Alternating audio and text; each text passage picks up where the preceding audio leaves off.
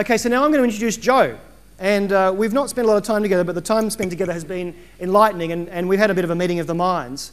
Joe's a veteran of IBM, I think 13 years at IBM, and his lovely wife, I forgot her name all of a sudden, Julie, just met her last night, brain like a sieve. She's been there 15 years, and we met them both last night. But you probably best know Joe for the number of books he's written. The Experience Economy, I'm looking at my cheat sheets here, help me out, Joe. Mass customization. Mass customization, of course, and the other one is...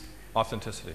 I knew that. They've sold over 300,000 copies. Joe is a well-respected author and someone that people actually listen to. And I know he's a friend of Momo, and last year he was back talking about this concept of the multiverse. And I think the comments last night were that half the audience got it straight away. Now I'm in that camp, I get it. And the other half were like, not sure about this. So it does require a bit of soak testing for the other part of the audience, and I know Joe will talk about this today. And one thing I asked him is, well, how is this relevant to mobile? Because if you're in the multiverse where you've got, X number of different axes that you can go on, does mobile sit in the middle there? And this concept of this remote control, can that actually be something that helps out? So I think you're going to really enjoy what Joe has to talk about. He is one of the experts in this field. I'm delighted to have shared a stage with him. Would you please welcome Joseph Pine to the stage? Thank you. Thanks, Andrew. Thank you. I appreciate that. I appreciate Momo Amsterdam having me back twice to be able to talk about this, and hopefully we'll get the other half to be able to understand it and what's going on now. I've now been in the Netherlands, I think, dozens of times. I've lost track, 30, 40, 50 times. I love it every time.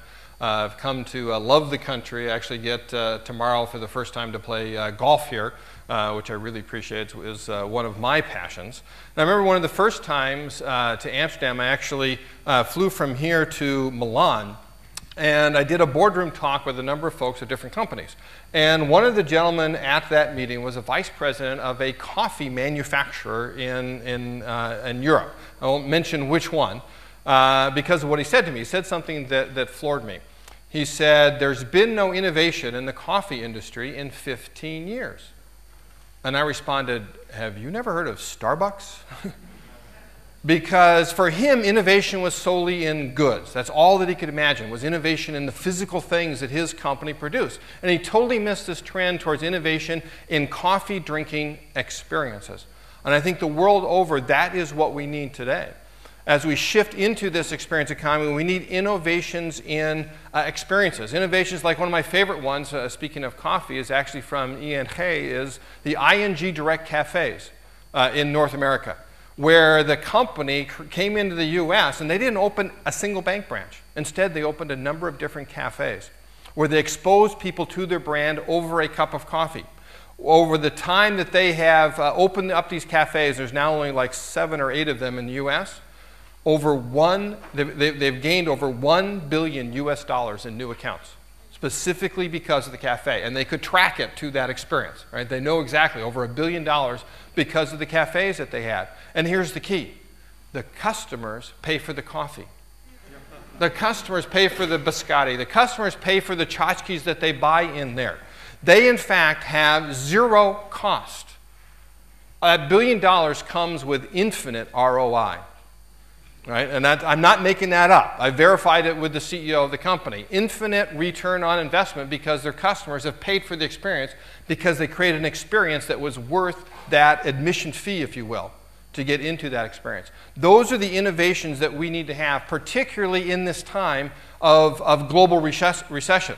The question I get all the time is, does this recession mean the end of the experience economy? No, I think it's actually going to accelerate it. I mean, no more than the Great Depression of the 1930s meant the end of the shift from the agrarian economy to the industrial economy, or the economic shocks of the 1970s meant the end of the shift from the industrial economy to the service economy. No, because as the New Yorker cartoon put it, we were into things, but now we're into experiences. And I think that's even more the case thanks to this global recession, is that we realize that the material things we own, our mobile phones accepted, are not that important to us, right? What is important to us is the experience we have. More stuff is not what we need, right? More material things. but rather it's experiences. So what I'm going to talk about today, and what I'd like to do is give a more quick introduction to the multiverse and go through it in a little bit of a different way. You'll be able to see, those of you that know it or looked on the website ahead of time, be able to see some things that have changed in my thinking about it. So do that fairly quickly, as quickly as I can to make sure that I think you can get it.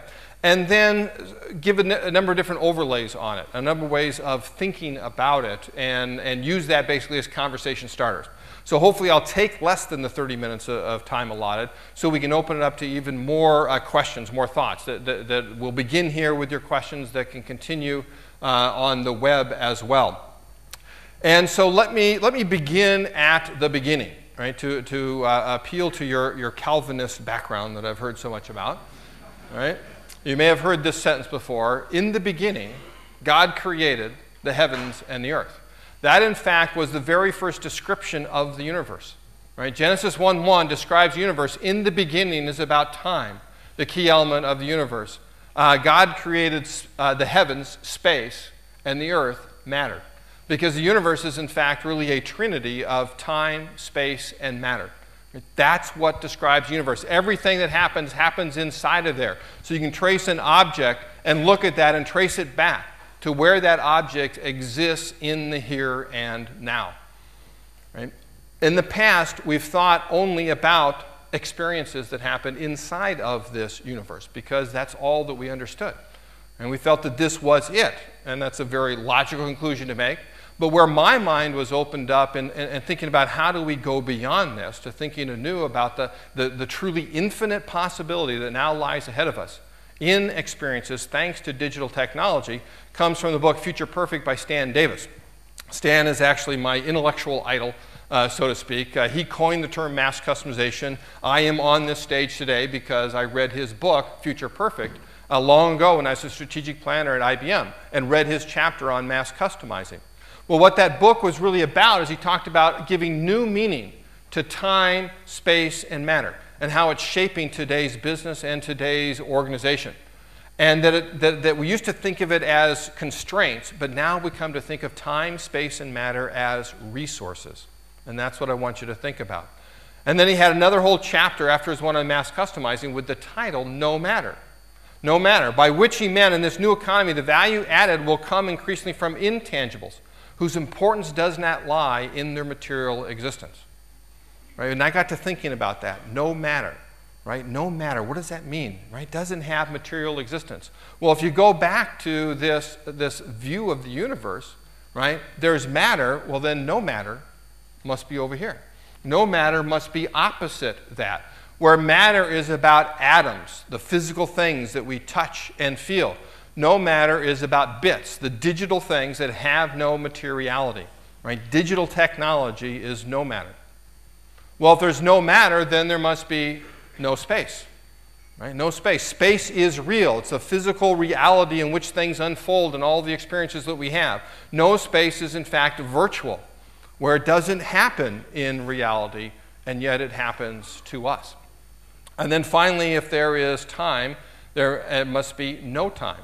Where time is linear, where time happens in this sequence that is tied in to the present time in which we experience things.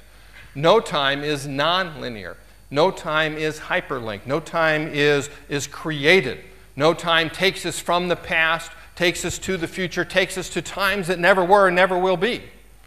All the different ways that you can constitute thinking about time outside of the second after second experience of it, that is no time. So what this does is open up not one universe, but in fact a multiverse. Multiple different entities, in fact 8 different entities for how and where we can experience things. And those entities begin with reality of time, space, and matter, further anchored by virtuality, right? Rather than just thinking about virtual worlds as I talked about last time. I think virtuality is the most generic word here. The virtuality of no time, no space, no matter, where we are inside of a world that does not exist and yet still experience things. But in between these two anchors lie 6 other realms of experiences, 6 other places in which we can experience things. And I'm going to walk through these one at a time to really get you to think about what they are, and then especially to apply them to your business, to apply them to your particular situation. There are first the four that I call now the realms of the real. I used to think it was the digital axis that was most important, but no, it's really the space axis. That we think of these four revolving around the space axis that happen in the physical world. Those are most tied together versus the other realms. So the realms of the real start with thinking about time, space, and matter. Right? That, of course, is reality. I'm not going to spend much time on it. We know real experiences. These are the ones that we've always thought about. You think about how beautiful the last couple of days have been in the Netherlands. Think about the real experiences you have had, right, outside, maybe with your best friend or with your mate in a cafe. Maybe yesterday you went to the beach or you enjoyed the sunset at dinner as we did at Pont 13. Right? Those are real experiences. Those belong inside of reality. But then let's shift that from time, space, matter to no matter. So we're going from the physical world of reality that was based with atoms, and now we're having this digital overlay on that reality. And that, of course, is augmented reality. I was actually asked by somebody earlier when the word augmented first came up is, well, what does augmented mean? So in case there are anyone here that doesn't know that English word, right, augmented means enhanced, means added on top of, that you make it better because of what you are additionally doing to that experiences. So augmented reality is all about the use of digital technology to create new-to-the-world experiences. And I'm also not going to spend a heck of a lot of time on that because you're going to have one of the world's foremost experts on augmented reality talking later today, Robert Rice. And so I'm interested in what he has to say about that. But with augmented reality, we think of it as an army soldier with his night vision goggles and his computers tied in and all the things that he's got. But augmented reality is as simple as a GPS navigator that is sitting on your car dash, where you see a map of the road that is laid out in front of you and that enhances the experience of that. Right? That is augmented reality. You see it also where the phone is going to become, the mobile phone is going to become our window into that augmented reality, which you can already see with things like Wikitude or with Layer. Right? If you can demo Layer, right? If you have a chance with Martin, raise your hand, Martin. I want to make where's Ramo? Right? Ramo, you can't miss. Right? Oh, there you are. I missed him, right? No, Ramo, you can't miss, right? Get the demo of Layer, right, that they showed me. It's really a reality browser, is what it is, and it belongs in this realm of augmented reality. Then, no time, space, no matter. So we've got that augmented reality, but now we're going from real time to no time. Now we're moving from things happening in a set sequence to more of a hyperlinked nature of time, and that is alternate reality. And of course, I take that term from ARGs, alternate reality games. Alternate reality games are things that are digitally, things that are digitally infused but that play out in the real world of space.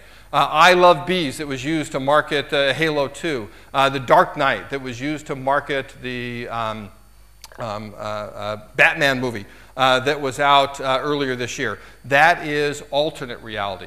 Alternate reality is controlled digitally. In fact, there's usually a puppet master that is doing it, but plays out in the world of reality, in the physical world that we know and love.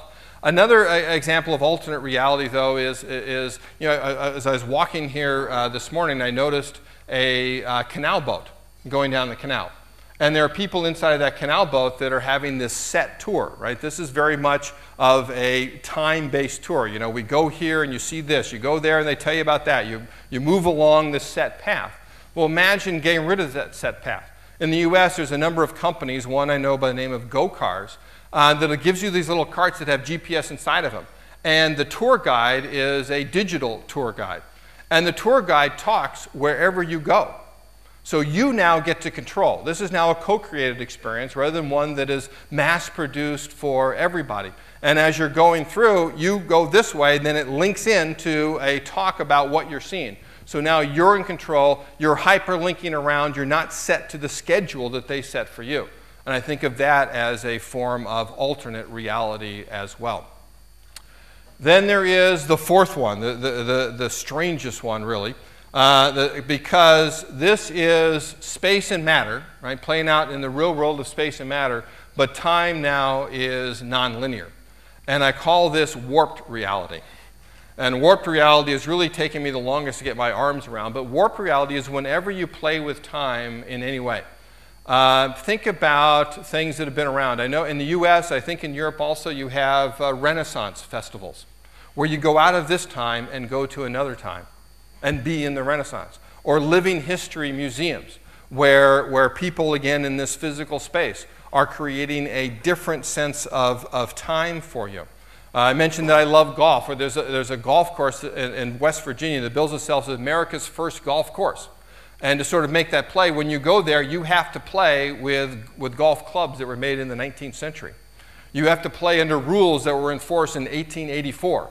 It is like you have dropped out of real time and now found yourself in another time. Right? That's what it is. Think again about touring Amsterdam now, but think about you're taking a tour of Amsterdam by tram. Right? You go to a physical place, then you go into the tram, and you go to another place, and you go to that place. Or maybe you go to Central Station, you take the train now to Delft or to Leiden or to Rotterdam, right? Those activities when you are inside of the tram or inside of the train, when you go back home, those are like they didn't happen, right? What you're really doing is you're transporting around, if you will, in time to these different places, and you talk about your trip as a sequence of the different experiences that you had, and that was just merely basically a way of getting from here to there that in your mind effectively took no time. I think that's another example of warped reality. Think of it as reality with a twist of time. Right? Anywhere you can do that twist of time is what it's about. So these are the realms of the real again. These are the ones that I think are most reality-based that we can have. In marketing terms, we know how to market in the real world today, in reality.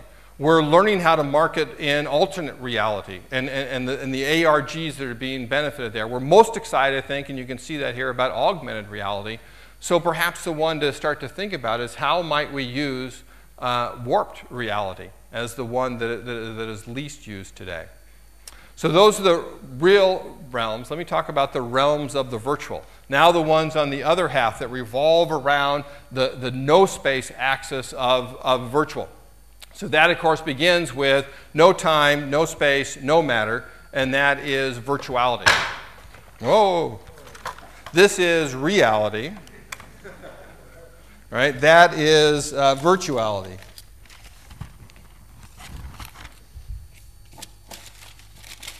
I knew that wasn't going to work forever, Mark. But that is all right. What are the realms of the virtual? Well, the realm virtuality, number one, is where you get rid of reality and you go into another place. Right? You're using digital technology to be able to assume an avatar, a representation of you. It may be like you, it may be unlike you. And generally what I think that people are using virtual worlds for is, most of all, it is worlds of conquest. You think about World of Warcraft or Evercrest or EVE Online and all of those virtual worlds. Those are about conquest. Then there are worlds of exploration, Second Life and Habbo Hotel and Club Penguin and things where you're really exploring these worlds and often making them yourself. And then there are worlds of simulation, where like Sims and SimCity and that, where you're simulating what is going on. What could happen in these various worlds. But one of the things I've come to realize is how prevalent really simulation really is. You think about airline pilots and how they simulate the experience of flying an airplane and do it over and over and over again until they know situations come up so they can react to it instantly. You think about how engineering and architecture are built on top of simulation today. I came here from Spain and had the opportunity for the first time to go to Bilbao. And of course I went to the Guggenheim Museum. Now, the Guggenheim Museum could not exist today if it weren't for simulation that happened in virtuality, that allowed them to create it and see what it might be, test it out in virtual environments before they ever created it in real environments. I think of social networking also as belonging in virtuality.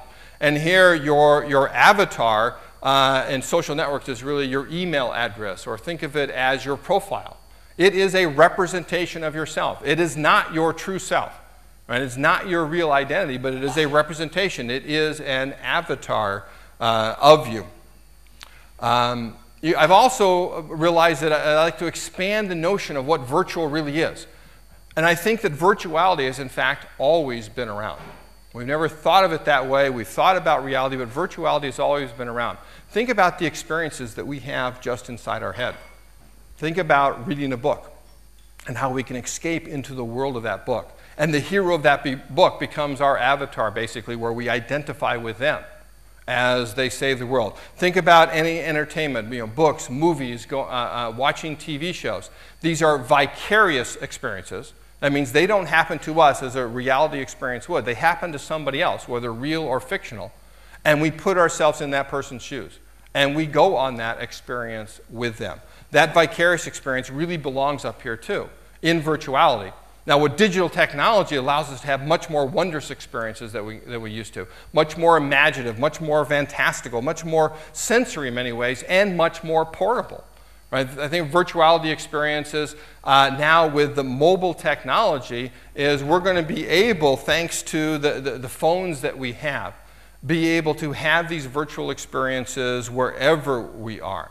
Right? So a phone has gone, in just a short amount of time, I think, from a communicator, right? It's a communication device, a device that allows us to talk and communicate with people, first by voice and then by text and then by image and so forth, to really an identifier of who we are. This is why Andrew could say that every one of us views this is mine. Right? This is an identifier of who we are. We have our contacts are. This is our life that is in there. Well, I think the next stage, the stage that is starting to happen, is that this becomes our identity. Right? Our identity. This becomes our virtual representation out into the virtual world out there. And I think that it truly is the entire key to making this multiverse come alive, is mobile technology that we can take with us wherever we are, that can basically become us. So now on top of virtuality, let me go to the next one where you are augmenting virtuality with matter is what it is. Well, let me go back here. Is that matter is what's important. You go from no matter to matter. That's augmented virtuality. So think of it as the opposite of augmented reality. Augmented reality is when you take digital technology and enhance your real experience in some way. Augmented virtuality is when you take physical things and augment your virtual experience in some way. And that really is, think of that as, haptic technology is where this comes in. But think of it simply as the Wii, right? The Wii remote, where for the first time we can get bodily involved in a virtual experience that we are having. It's not just our thumbs that are twiddling, our fingers that are moving. Now our entire body becomes involved in that. With Guitar Hero, the same thing, and Rock Band, and Dance Dance Revolution, and increasingly things that we can use on our phone, where thanks to the accelerometer and the GPS location, our body now matters inside of that virtual experience. So it's not purely virtual in the same way before, because now matter makes it even more real. Matter makes it augmenting that virtuality. Then the next realm of the multiverse is where you go from no time to time. Now you connect back in to time and take that virtual experience and making it happen in matter and in time, and that I call physical virtuality. Physical virtuality was when you create something that was virtual and make it real. Right? It's about creation. Or a better word, you might not know it in English, but a better word is instantiation. You create something in a virtual world and you instantiate it in the physical world. This is what AutoCAD is about. This is how designers create models and so forth. This is LegoFactory.com, where you can download a digital designer and then they ship you the Legos so you can actually build your virtual design in the real world. This also is desktop fabrication and 3D printing, where you're going to be able to create things that never before existed, because now you have access to an entire virtual world of possibility of the design, and then you make it real. Right? Physical virtuality is you make it real. So then the last one, the last realm of the multiverse, is where you go back from matter to no matter, but you're still tied in with physical time, and that is mirrored virtuality. Mirrored virtuality comes from David Gerlenter's wonderful book in 1992 called Mirror Worlds. And he talked about how software is going to be able to encapsulate the world in a box, and you're going to be able to see in a very different way what is going on in the entire world in real time. And that's the key with mirrored virtuality, is it's tied into real time. So you see what's going on. So there's a ton of Google mashups that are mirrored virtuality, like Health Map or Flu Tracker. I mean, isn't it an amazing thing that before the various world's departments of disease control know about a swine flu that's going around, know where the outbreaks are, right? You can know about it first on Google because it can track all the people that are checking for the symptoms of flu. And now you get this real time as opposed to several weeks delayed. You get an almost real-time view of what's going on. You can go to fboweb.com and get a flight tracker. You put in a flight number, and it tells you where that plane is at any moment. It shows the path that it's going until it reaches its destination. Unfortunately, the data it gets isn't always good, so every once in a while you're watching the flight of your wife going someplace, and all of a sudden it disappears off the screen, right? Not a good experience. What I think is the best example of mirrored virtuality, of a mirror world that I have seen, I was hesitant to use this example in the Netherlands until the latest World Baseball Classic, where the Dutch baseball team did so very well in there, so I'll talk about it. And Major League Baseball has a mirrored virtuality called Game Day. And what Game Day does is allows you remotely, and I'm often somewhere else in the world, and I'm watching my favorite team, the New York Yankees, and I'm watching them play on Game Day. And it is showing me every baseball pitch. It is showing me the exact path that goes, what type of pitch. It's describing it in miles per hour. It's giving me all the statistics on the batter and on the pitcher. It's showing me what happens to every single pitch as it goes through. And I can follow that game as if I were there, right, in real time, or very close to it based on the internet connection. That is a mirrored virtuality. And so these are the four realms of the virtual, again, rotating around that space axis. And this is the multiverse. This is the various ways that we can now think about what is going on in the world and experience innovation because of all the possibilities that have been created by digital technology in general and mobile technology in particular. So let me give a few ways to think about this, and then we'll open it up to questions in that. So one is I wanted to point out, as opposed to Jamais, I am not a futurist, right? I am not telling you what is going on in the future, right? Every one of my books was not a book about what was happening in the future. It's about what is happening now that you don't always see. And what I do then is develop a framework, develop a model, a way of thinking about it. It's a lens through which you can now see what is going on. So that lens is first descriptive, describing what's going on, and then becomes prescriptive that tells you what you can do about it based on your situation. Right? I'm not yet at the prescriptive stage. Right? That's going to happen in the coming months as I start now really to write the book on this. So I'm looking for help from you. I'm looking in your questions today in conversations that we have on break. Email me, contact me via LinkedIn. Give me new examples that I probably don't know what you're doing. And particularly examples that float and transverse between the various different realms. Right? I'm looking for that. So a few key principles about this. One of the things I think is that every one of these realms has a particular raison d'etre, a reason for existence. I think that the reality realm is about the sheer physicality of things. A term I've often heard for the Dutch when I talk about authenticity is about getting down to the real stuff. Right? The real stuff, that's reality, right? That's what happens in reality. Virtuality is about conquest, about exploration, and about simulation. Augmented reality is about enhancing that real stuff. It's an overlay on top of it. Whereas augmented virtuality is about the physicality of bringing your body into play. Right? So it's a bodily experience. Alternate reality, again, back to ARGs, is about a puzzle. It's about finding the solution to something. And increasingly, not just a solution that's a puppet master knows in advance, but one that we come up with ourselves. Physical virtuality is about creation or instantiation again, making it real. Warped reality is about changing your sense of time, playing with time in some way.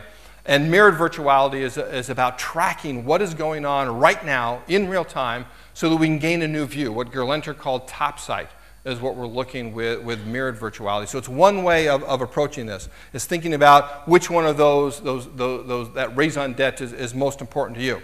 Another way is to think about applying the multiverse in various different layers.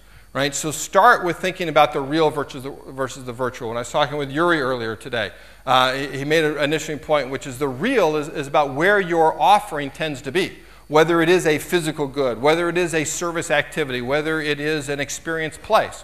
People today mostly are experiencing that in the real, but your brand exists only virtually.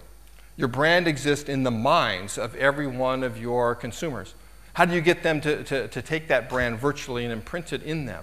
And even perhaps imprinted in the physical world. Like I've seen people with Harley-Davidson tattoos on their shoulders, right? That's the person who really identifies with that particular brand. Then determine which realm of this is closest to where you are today, right? Where are you today in this? Which one is the closest to what you're doing? And then move by one out. Change each one of those three factors of time, space, and matter by one. What does that tell you? What might you do by moving adjacent to where you are? Then go two away, changing two of the factors.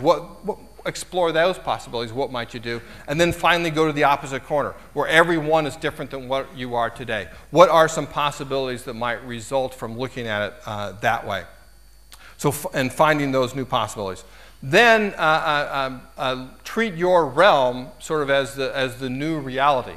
Right, so if you are augmented reality, for example, let's treat that now as our reality. Let's go look at it again. Let's look, how would we augment even further than what we are? So for example, assume you're like TomTom, right? And you are augmented reality. But how might we augment that even further? How might we overlay even more information? Instead of just being a digital map, for example, might we, through physical virtuality, might we print out that map? What about a topographical map? Using 3D printing. What about mirrored world of tracking my bike trip through the Pyrenees, for example, and then printing out a topical map that shows the various different elevation changes that I did. And then more augmented, make it a heads-up display. Make it into my eyeglasses. Give me more information. Give me the bozo filter. I haven't heard that term in forever. Right? But I'm going to remember that, right? Give me the bozo filter as well as a filter that tells me more about what's going on than what the device just does today. Right? So looking through it layer by layer by layer. You can take a purely marketing view of what is going on. You know, we know how to market in the real world of reality. We know how to target people and then try and draw them to us. One of the key things I think that needs to happen is really a shift towards less advertising, less targeting people, to what I call marketing experiences. Marketing experiences are what ING Direct was doing with its cafes. Right? It wasn't an advertisement. It was a real, live, breathing experience in reality that drew people to the brand and brought them to it and caused them to want to buy that particular brand. Well, we need to think about all of the different realms in which we can create these marketing experiences. Because what's going on now is a mass migration to the virtual. Right? There's a mass migration going on from reality to the virtual. We are spending more and more time in virtual worlds. Right?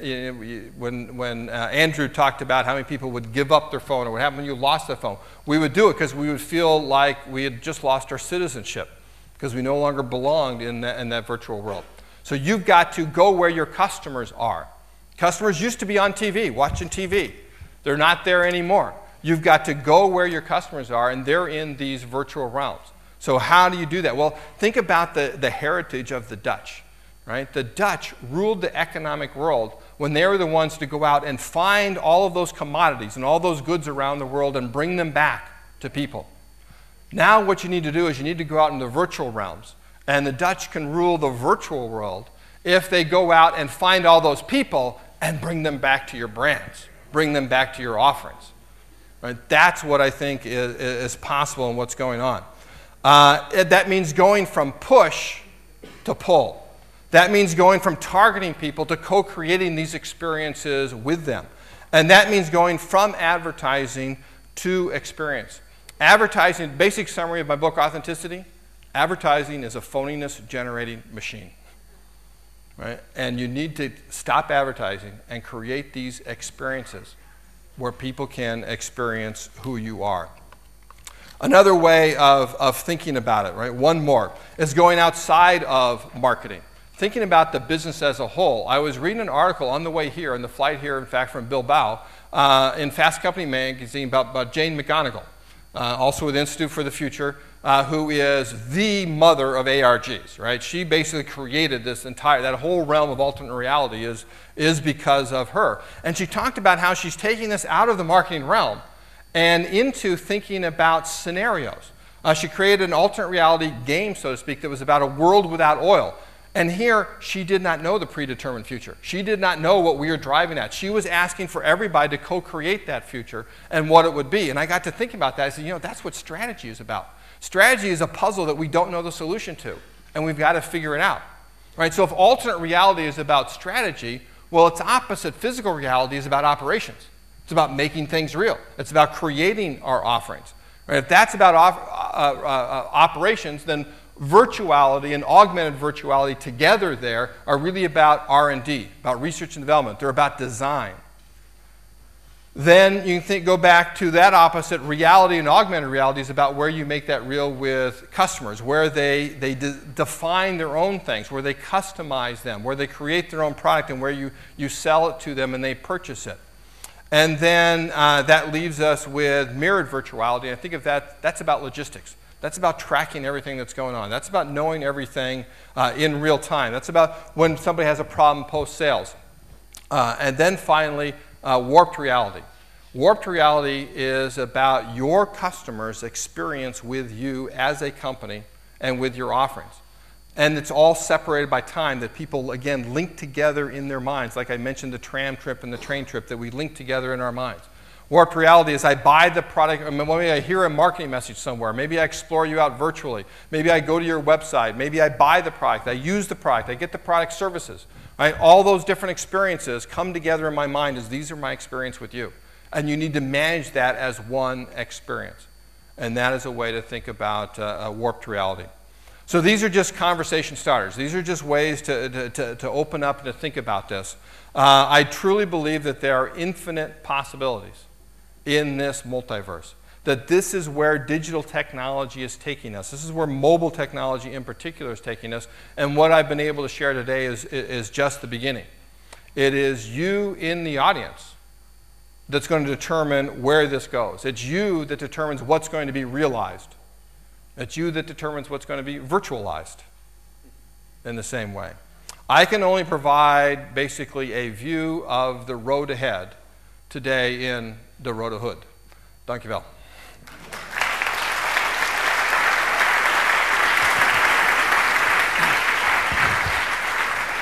Joe, it's a complex topic, and I'm an evangelist and a realist, so I'm just going to try and ground the great thinking there with an example. So I'm a brand manager, and I'm very, very forward-thinking. I've got $500,000, which I'm going to give you.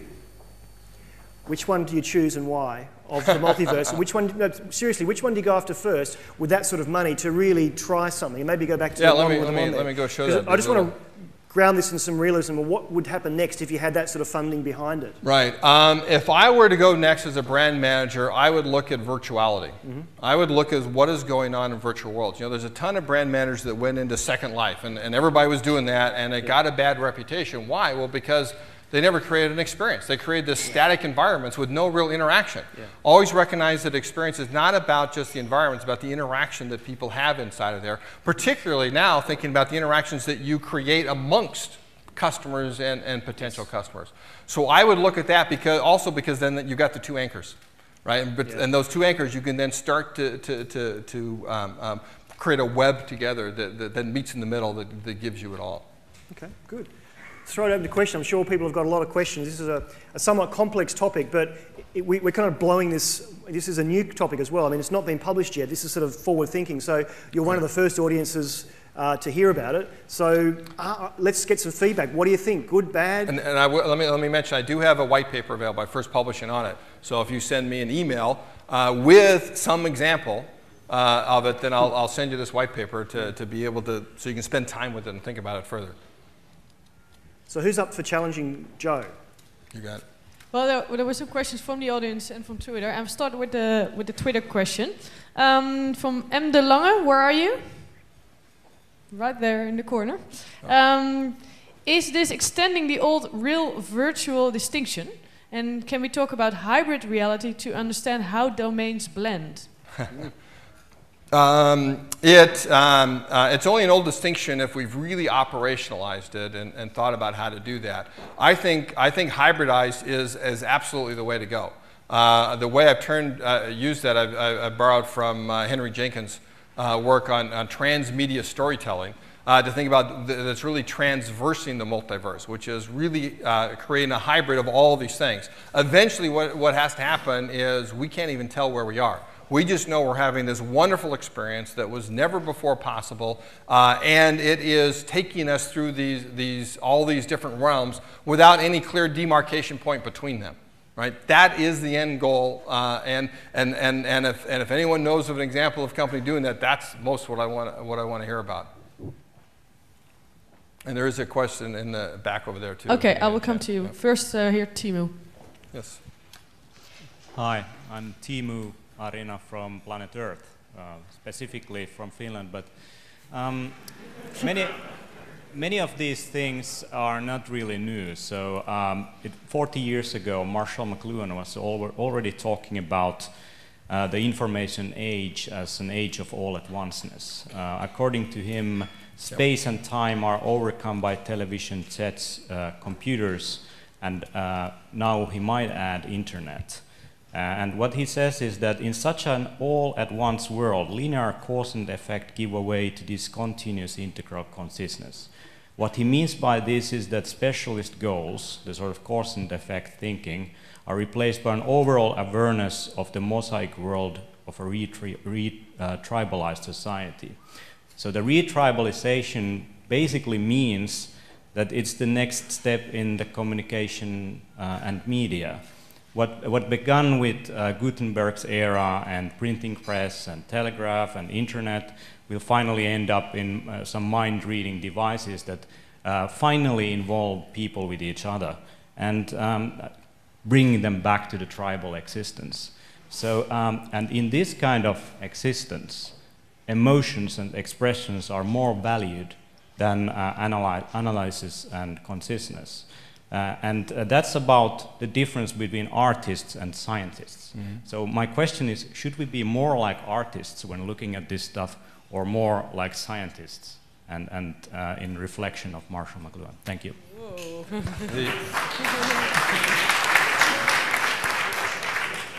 The answer to that very long question is yes.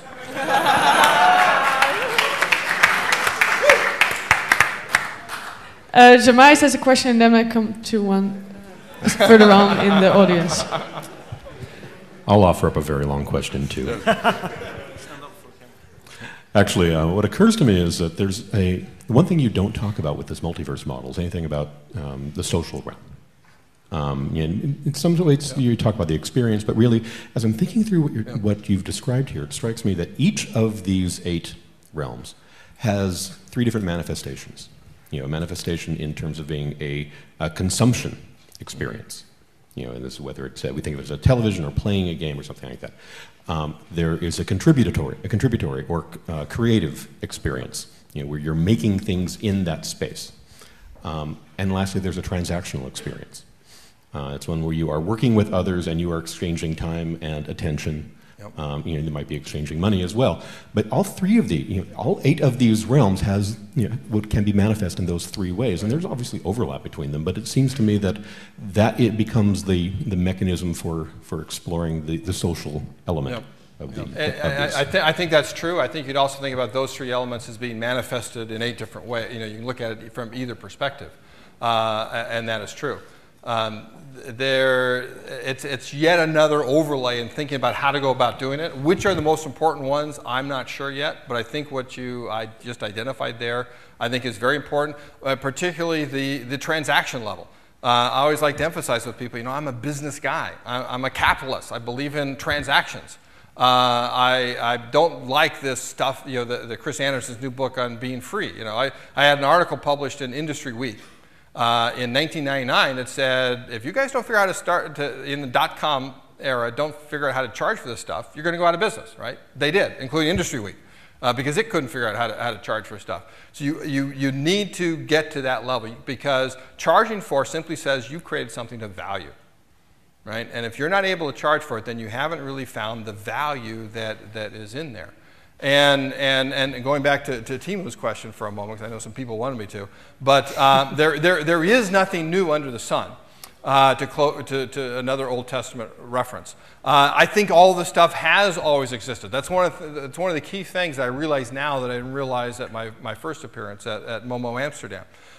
Is it has always been around, but now let's look at it anew, and let's look at and see what digital and what mobile technology truly enables, and listen to the technology with this in context, and then you'll be able to do it. It's also not all new in that Jamé worked on the Metaverse roadmap, which I discovered after I started this, but I was amazed to see that the ones that are in common are all in alignment with what I have here. They're in the exact same order, but now just add one more dimension onto it, and that yields this. So one of the things I've always emphasized with the experience economy and now with this is this is not something I invented, right? And the experience economy is not something I invented.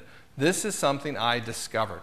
And I discovered what people like you in businesses like yours are doing, and then just try to develop a way for you to see it with new eyes, which will then help you really truly find the value in there at each of those levels. And increasing that value is going to be more and more social. I have another question here in the back. Yes. Hello, my name is Sjoerd van Geffen. I have a simple question. Then I'll have a really long answer. Okay.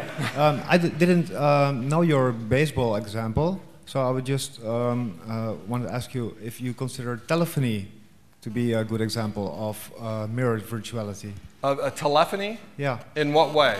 Did you just take out space? I'm sorry, say it again? Did you just take out space, the tele part? It takes out space from the equation. So plain old telephony would be an example of mirrored virtuality, if I understand correctly. Yeah, it very well might be. I'd have to understand more about what you're meaning.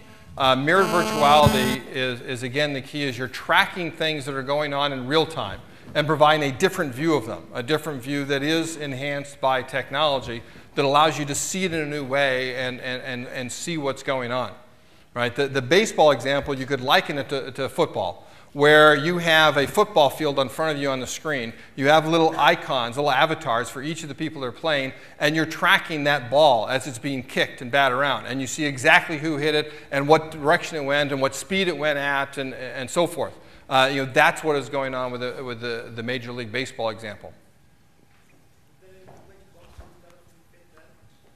Come up here on the break and let me find out more about what you're talking about, and then I'll answer that.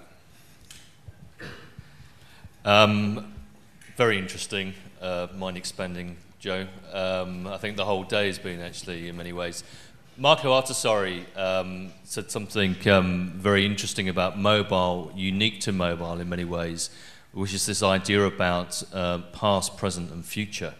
And the idea that you're able to sort of, through mobile, we were talking about actually a music service where the idea of using tags and the ability to track and through geolocation, all the rest of it, adds a sort of another sort of aspect to this thing about how you're kind of moving through time or through other people's experiences, right. Which I thought may be something you would be interested to comment on as a sort of a broad perspective. Yeah, that's interesting. As you think about if there's some way of mapping people's experiences and how they touch each other and go together for a while and then draw apart. There should be a mirrored virtuality for that in terms of where we can find where people are, find how we experience each other, and also even then thinking about what happens to us as a result of those experiences and the sociality that exists there. Again, there's just so many directions that this is going to go in. So, with that question, we conclude the second part. Thank you, Joe. All right. Thank you, Andrew.